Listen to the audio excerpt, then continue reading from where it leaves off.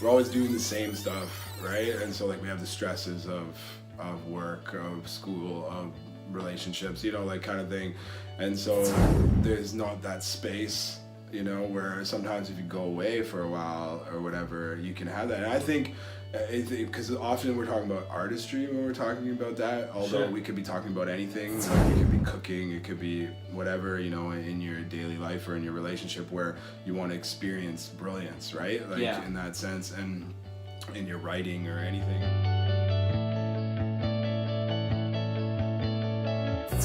And so I look at people like honestly, I don't believe, maybe I'm wrong, but like there are a lot of famous artists and people who have impacted us in the world, like writers and painters and things like that, who weren't necessarily like these other people we've talked about who were like getting high in order to do that. You know, like when I think of people like Da Vinci and like you know, like C.S. Lewis and like, you know, just like big names that have been around, you know, like, and honestly, they found a way to tap into what it is to create that space so that they could create what it was that their gift to the world was, right? Right. So I believe that there's a way to do that, but you have to create the space.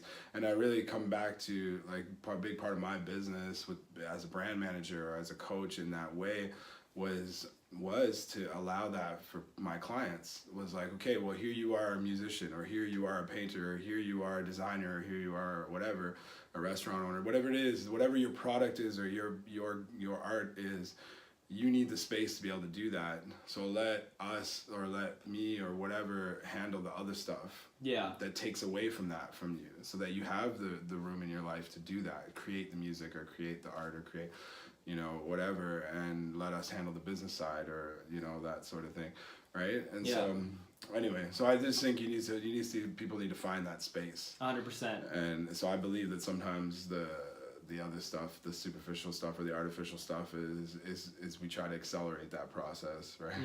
Yeah, 100%. Just so you know, in terms of my